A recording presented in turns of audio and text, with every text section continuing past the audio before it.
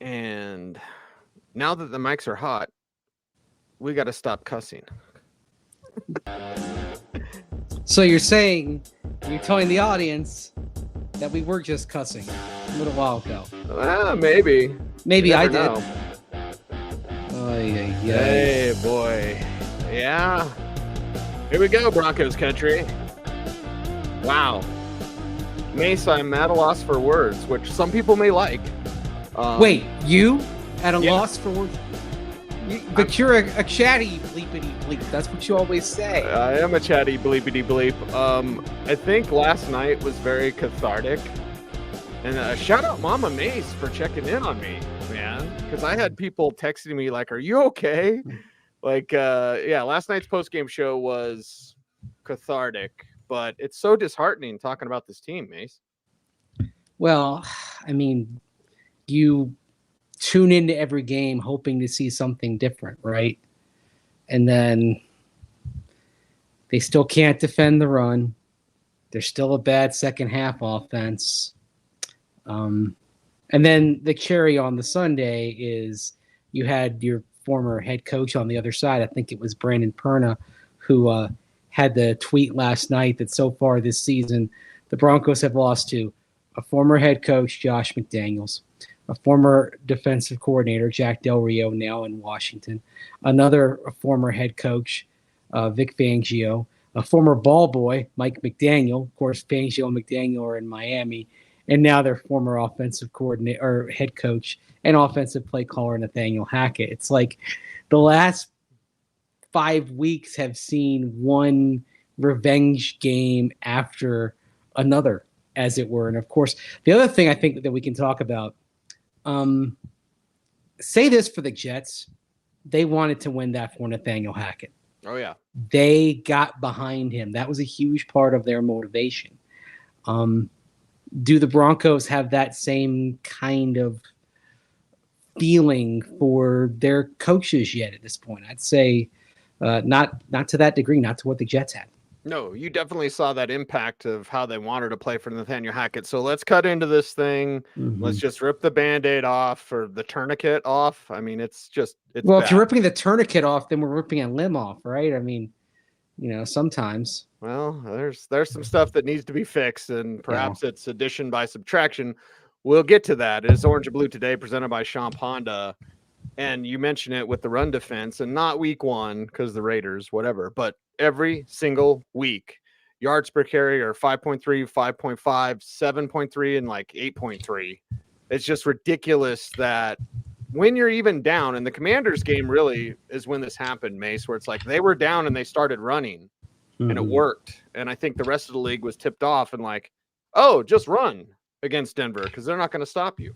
I mean, the question that you have to ask is it scheme or is it players? Like, because I know everyone out there's a lot of critique of Vance Joseph, the defensive coordinator. But I was asked actually just about a half hour ago, and I said, oh, I hate to say one or the other. It's both. I mean, I think there's some stuff schematically involved. But when you are getting blown up at the snap the way the Broncos are in the box, when you watch that Breece Hall 72-yard touchdown running, you see Mike Purcell pretty easily guided aside. And Purcell is a big guy who over the course of his career has usually been able to attract double teams and occupy blockers, and they pushed him out of the way easily. Watch the fullback, right? Watch Nick Bowden there. He goes through the hole untouched. Usually the fullback is helping create the hole. He sails through it, and he's looking around like, okay, where do I go? And then finally he kind of moves over to Damari Mathis coming in from the flank. But you're just seeing it time after time. I mean, I think a fair question to ask is, some of the guys that are playing up front, I'd probably include the inside linebackers in this as well. How many would be playing extensively for other teams? Because right now, I mean, Alex Singleton and Josie Jewell are getting blown up. These are guys that make a lot of tackles. Remember, Alex Singleton led the Eagles in tackles 2 consecutive years, and they opted to let him walk, right? So, there's some things that you kind of have to consider in terms of the personnel here. Yeah, and you have to think like, okay, everyone's saying trade everybody. Like, okay, that's fine. How many of these guys would be seen as upgrades or Mm-hmm. even competent starters for other teams out there? Like, the answer is not as many as you think. Like, we may like him, and Alex Singleton is great in the locker room, and he's a Mm-hmm. fine tackling machine. But when you're Yes. getting blown up, we love Mike Purcell, but when you're getting moved out of the way, when you're getting blown up, something has to give. The poor tackling for this team, like the fundamentals for this team. So I think schematically it's bad, Mm-hmm. but I think effort wise, it's also poor. Yeah, and Sean Payton pointed the technique as well. It's funny because Cecil and I, just to kind of take you all behind the curtain here, we were texting back and forth about how we wanted to attack this show and where we wanted to start, and we basically kind of said, look, we got to start with the run defense. I mean, we'll get to Sean Payton talking about not running the ball enough later on because that's interesting as well. But I thought it was very telling that when I asked Sean this morning about the run defense, about things that have gone wrong over the last 3 weeks, he said the team meeting today started with the run defense in terms of what's going wrong. And I've got a piece at denversports.com about some of the numbers, but this may be the most alarming number. The Broncos are the fifth team since 1980 to allow at least 750 rushing yards in 3 weeks. And it's the third worst in the last 40 years specifically, but including like 1980, 81, the Baltimore Colts. So I wanted to see, okay, those other four teams since 1980 really, and we could say like the modern era of football started in 1978, but really like it took a year or two for everybody to adjust to the rules changes of 78. So I kind of look at 1980 as almost when things started to begin taking on the form that we know. Right. So that bring the teams that have allowed at least 750 rushing yards in 3 consecutive games over a 3-game stretch since 1980 include the 1981 Baltimore Colts, the let me get this here, the 2009 Kansas City Chiefs, the 2016 49ers, and the 2019 Bengals. Okay. And now I want to share with you what the final records of those teams were in those seasons. The 81 Colts went 2-14. The 09 Chiefs went 4-12. The 16 49ers went 2-14. The 19 Bengals went 2-14. Now look, there were other problems with those rosters, no doubt, right?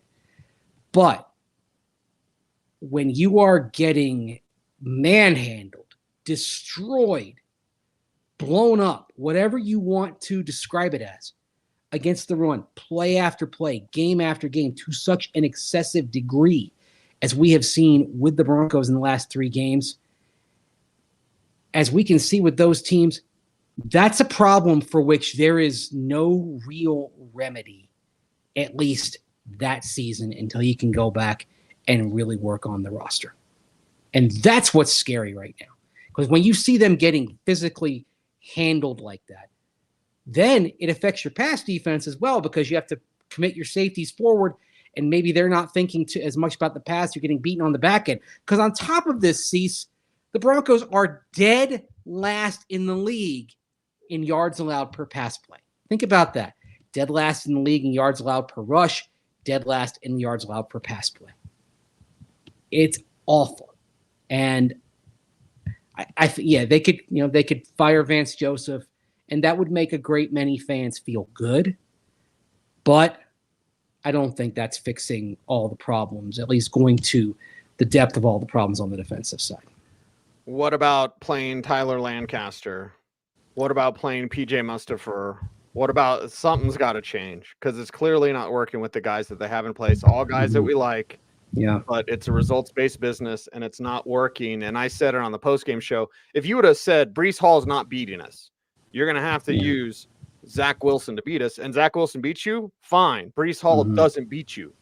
And Breece Hall beat you easily. And I think it was Simmons after the game, correct me if I'm wrong, talked about how they started motioning like in the second half. Oh, they used motion.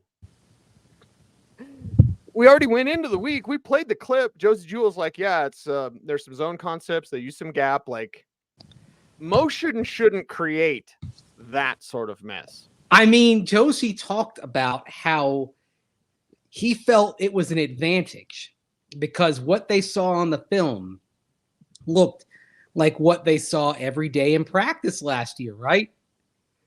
And you still got destroyed. You had that advantage and you still got blown up. I mean, and against a team with Zach Wilson at quarterback. I mean, what is Zach Wilson known for in terms of his NFL career? He's known for having an amazing workout in the pre-draft process back in the late winter, early spring of 2021. Remember the throws that he was making at the BYU facility? Everyone went gaga, okay? Yeah. And he's known for the rumblings about his romantic interests, right? His preferences. He has preferences. Yes. You know? The Cougar likes Cougars, as they the BYU Cougar likes Cougars as the rumor mill goes, right? Right. Has not distinguished himself. Was a backup until Aaron Rodgers tore his Achilles in week 1, right? The Jets' intention was never to play him. And clearly you could see there, he had that nice throw off the play action, which again, when you can't defend the run and you're putting extra resources into that to try to account for the gaps that are being created going forward, you see a play action pass like the one he had early in the fourth quarter. That's going to happen more and more against the Broncos if they can't figure this out. And then if that's the case, then they're going to remain at the bottom of the league in terms of yards allowed per pass play. I mean, that it's as bad as I've seen. I mean, really, the shock is the Jets offense only accounted for 22 points because one touchdown. By the way, one touchdown. Let's face it. That's the typical Nathaniel Hackett game as a play caller the last 2 years, right? So, you know, people are going crazy. Oh, Hackett showed the Broncos, blah, blah, blah. Not really. No.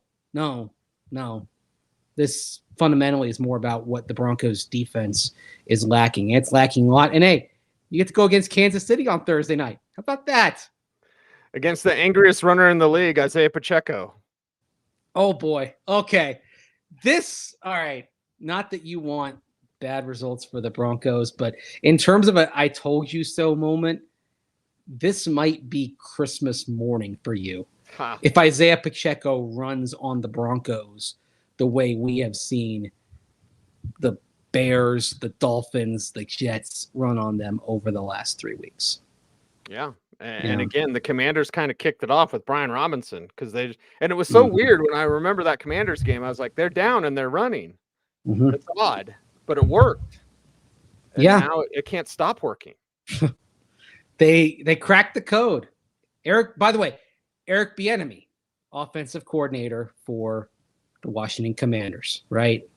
And where was he before? He was in Kansas City. That also is not good news for the Broncos going to KC on Thursday night because the thread that was pulled to start this whole unraveling was a result of Andy Reid's longtime lieutenant on the offensive side, Eric Bieniemy. And look, the Raiders showed things too. I mean, the only reason the Raiders end up with only 17 points in that game was because they had only 5 non-kneel down possessions. It was a low possession game. The Broncos, a typical game is 9 or 10 possessions, right? If it's a 9 or 10 possession game there, you're looking at the Raiders putting right around 30 points on the board that day. And ever since then, since week 1, it's been 35 for Washington, 70 for Miami, 28 for Chicago. Would have been more if they'd gotten that 4th down. Actually, Russell Wilson. Sorry, I'm all over the place, Dad. I apologize. Russell Wilson talks about, we're a few plays from being 4-1.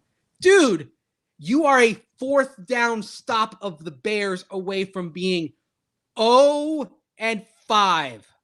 All right? It works both ways. You can't ignore that part of it. And I'd say probably this team is closer to being 0-5 than 4-1. Much, much closer. Which is why I wrote last night at denversports.com that if you lose this game in Kansas City, you don't pull off the upset, it's time to sell. It's time to tear this thing down. Yeah. Don't wait till Halloween. Do it now while other teams still have some want out there, because other teams are adding players. Yeah. Don't be afraid to set the market. And, oh, by the way, a lot of teams are adding players because a lot of teams fancy themselves as playoff contenders, right? Mm-hmm. It's actually going to be potentially a seller's market this year.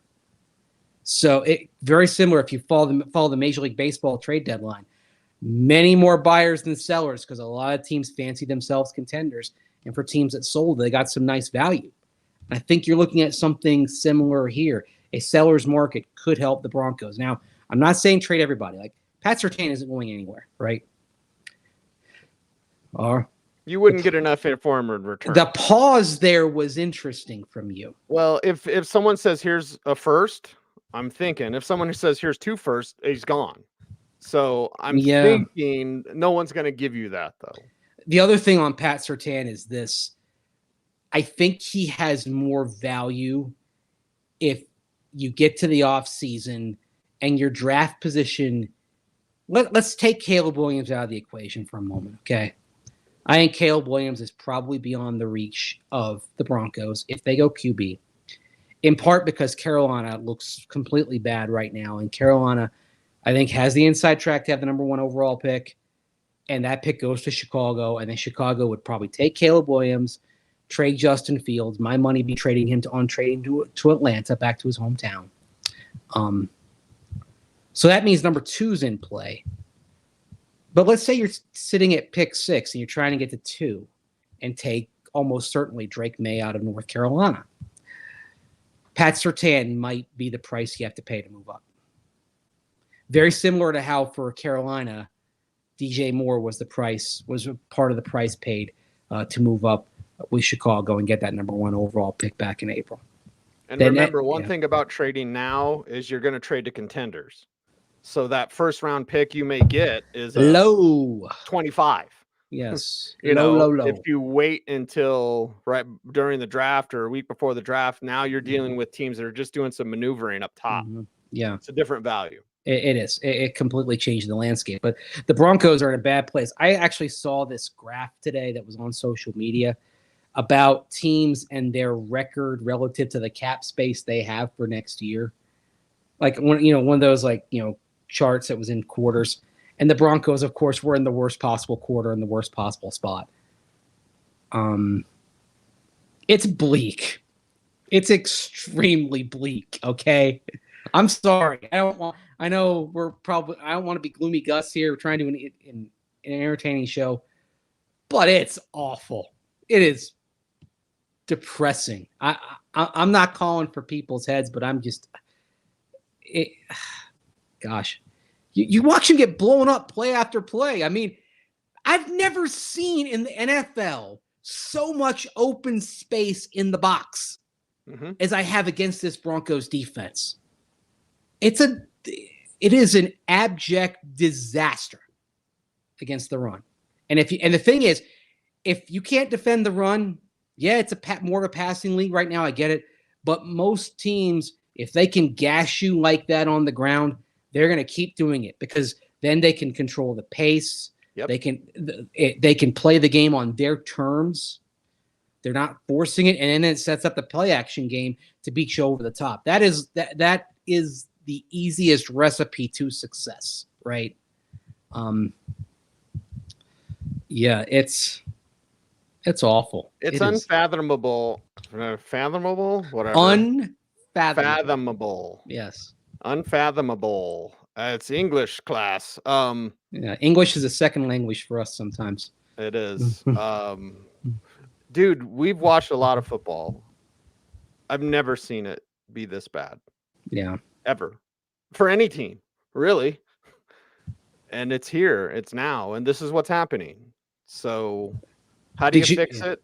I don't know. Did you see Aaron Schatz's post about DVOA? About the Broncos I love Aaron. What did he post? Remember I said last week the Broncos through 4 games had the worst ever defensive DVOA through that stretch of the season? Right. Through 5 games, still the worst ever defensive DVOA.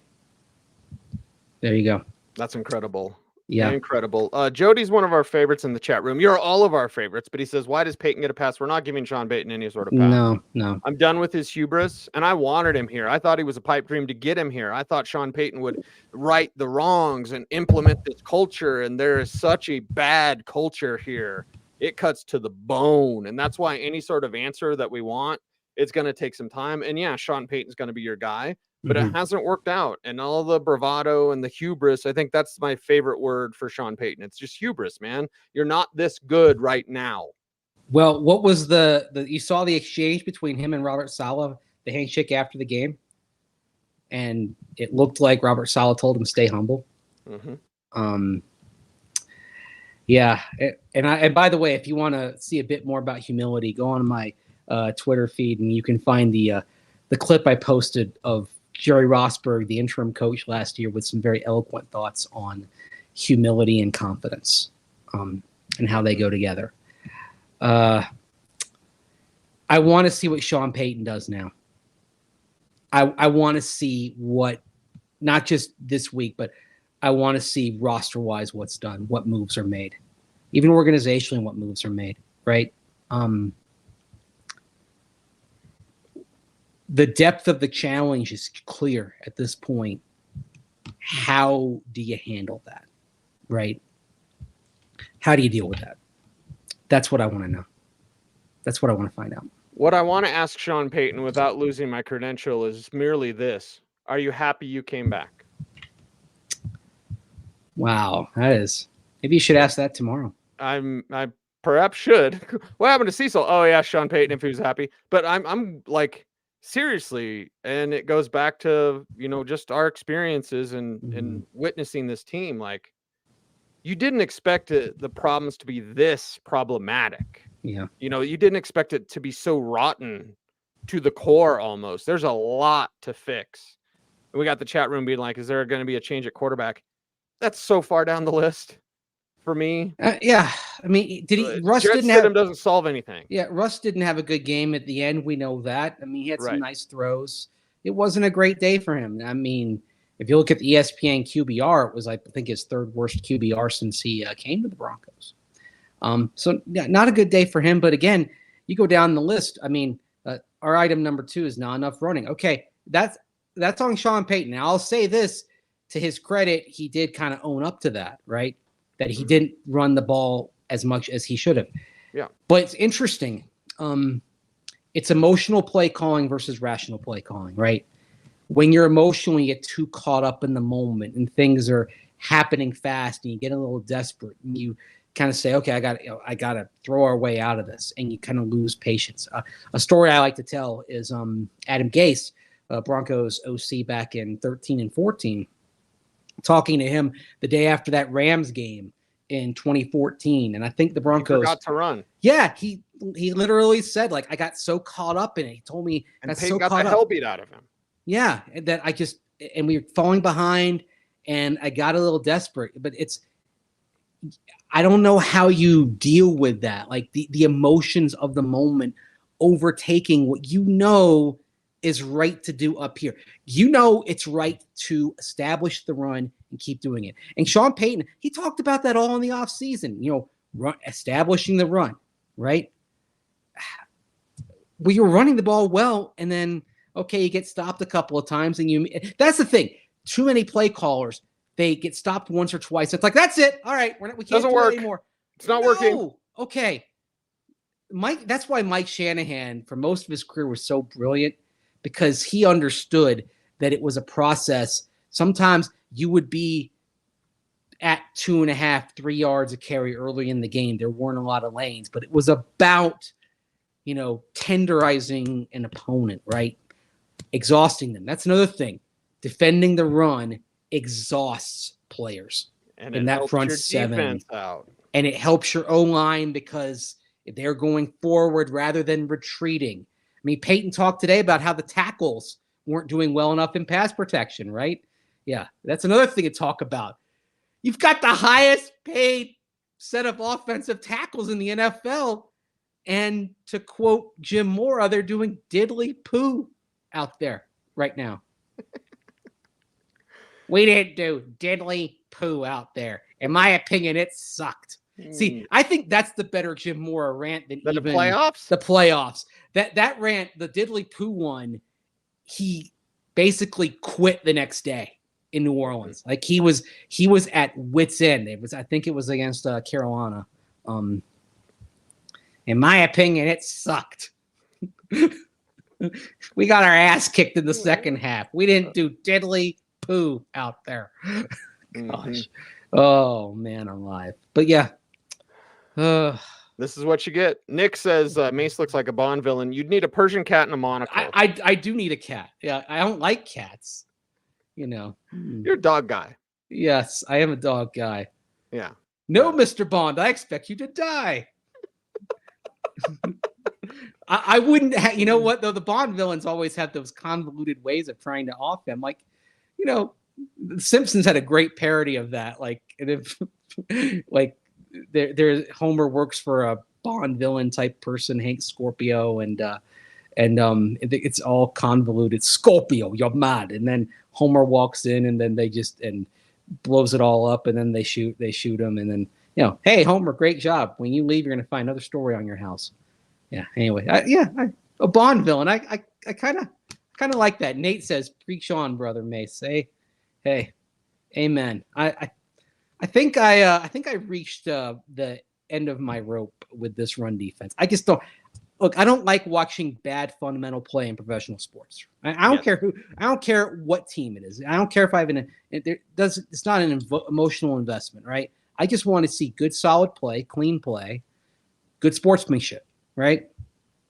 The sportsmanship appears fine. What I'm seeing is bad fundamental play at this level. I mean, if I want to go watch that kind of run defense, I'll go watch college.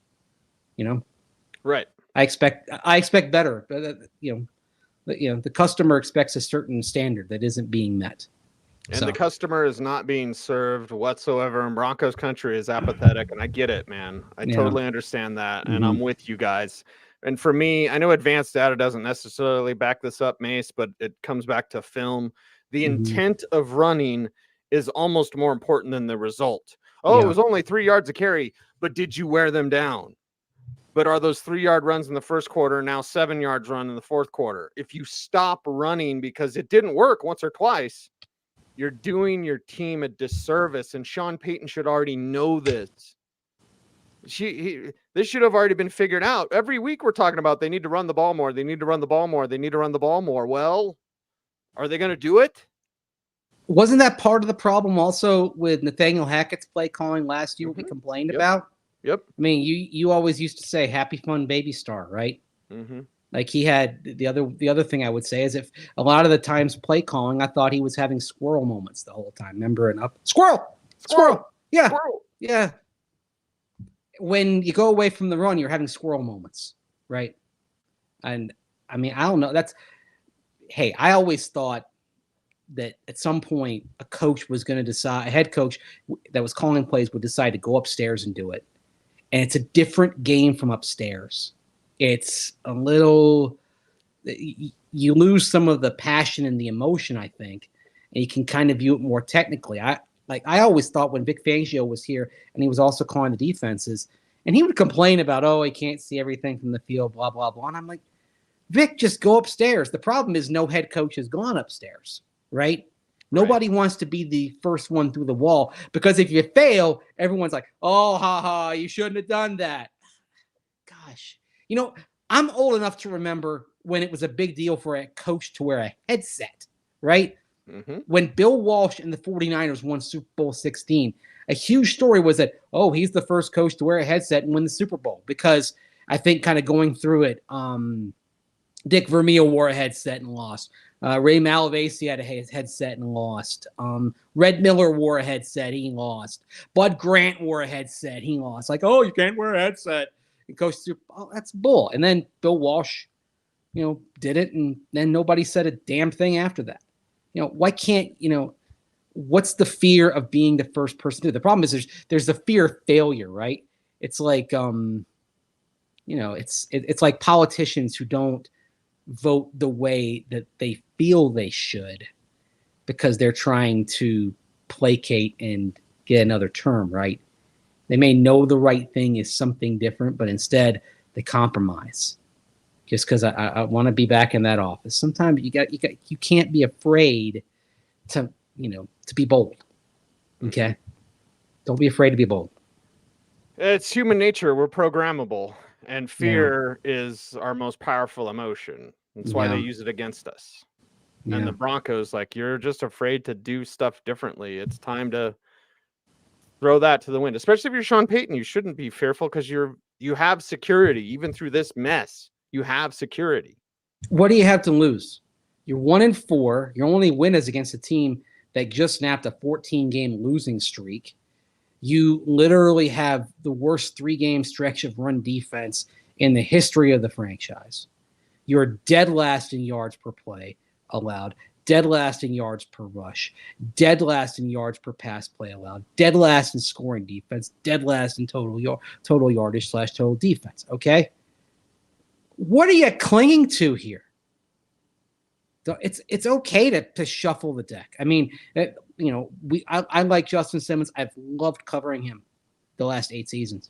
He's a good dude. I've enjoyed all my interactions with him over the years. He's a good man. He is. He's answered a great many questions with thoughtfulness and candor and respect, even in tough times. Like, he talked yesterday, right?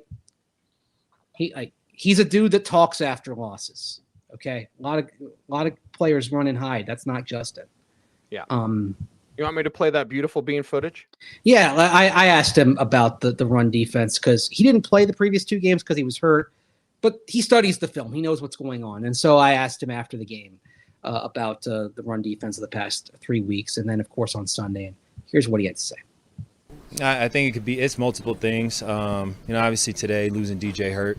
Early, and but the next guy has to step up and do that. And I think teams are just getting creative, and we just got to have better response. And 10 guys can do the right thing, but if one guy's not, you can get gashed in the run game. And I think we saw that a little bit today, and maybe over the past few weeks. And that's obviously something we need to look at and correct and fix. If one guy does something wrong, you can get gashed. Yeah, that's all it takes. Problem is, you got more than one guy getting gashed. Go doing something wrong. You got multiple guys doing stuff wrong here. Yeah. And this is what I mean. Like, I look at how bad it is right now, and how things are failing at all 3 levels. And this is why I'm reluctantly saying, okay, if you get to 1-5, it's time to kind of mash the reset button. And that means you're going to be trading some good, really valuable players, right?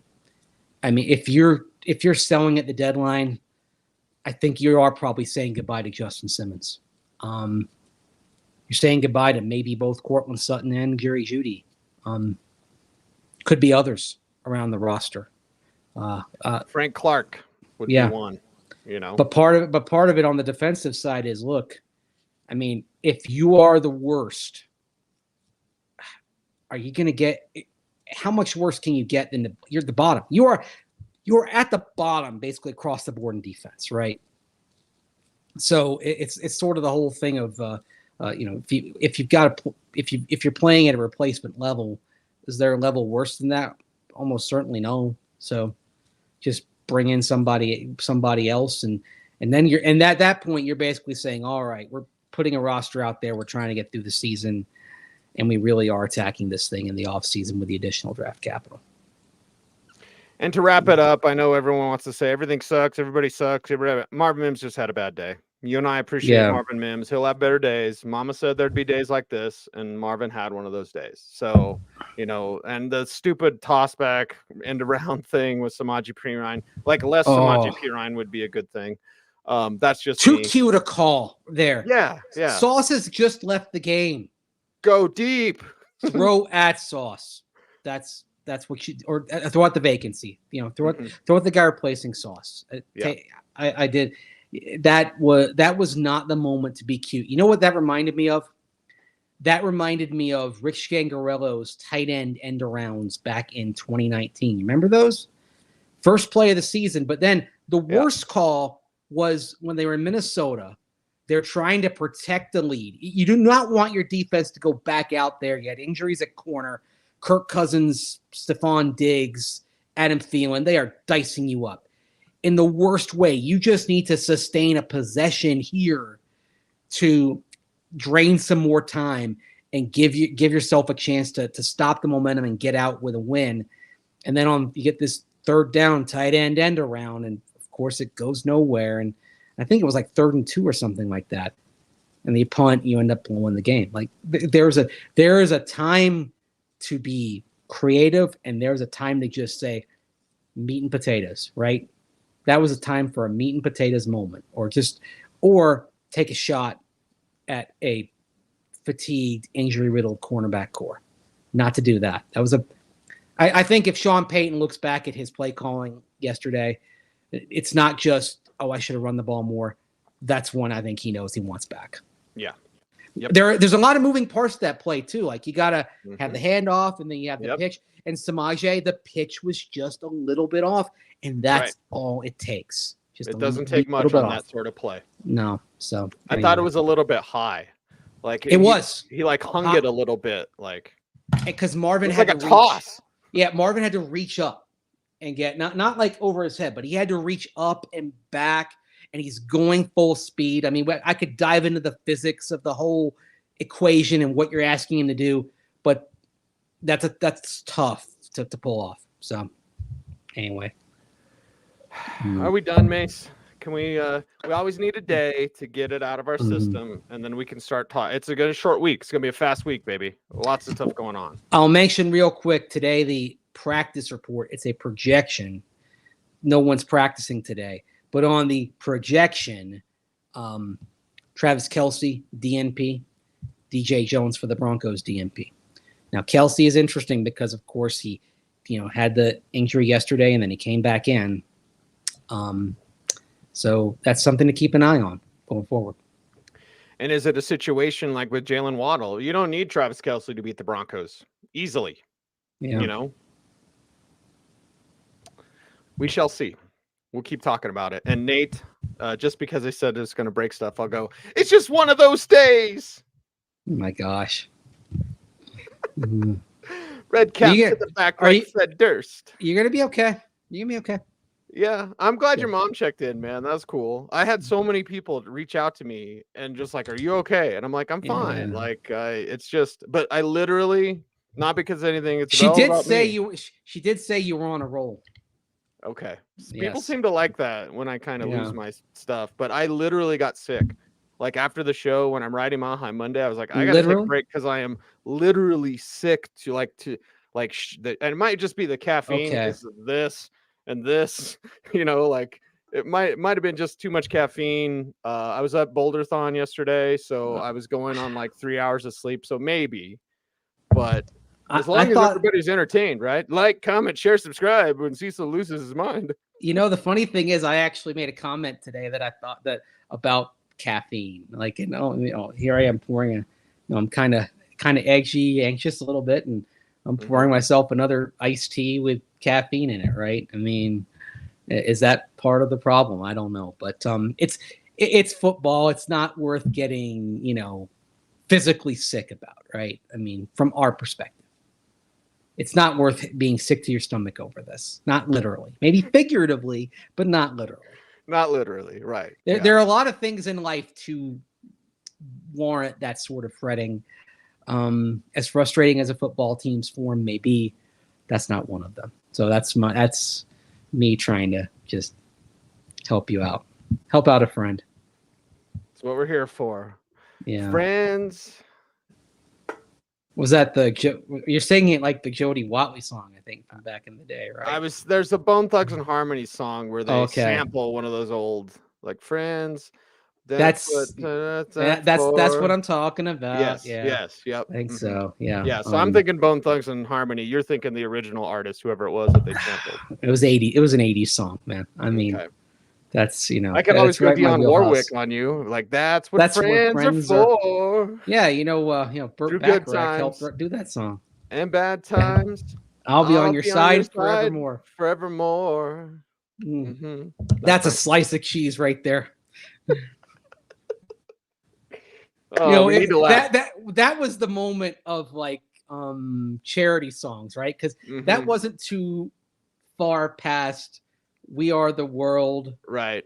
And then before that was "Do They Know It's Christmas?" That was right. that Bob Geldof organized, and I mean, there were a couple others like that, I think, that kind of came through. But that's what Friends are for. I believe the money went to AIDS research at the time. Right. So right. I mean, You're right.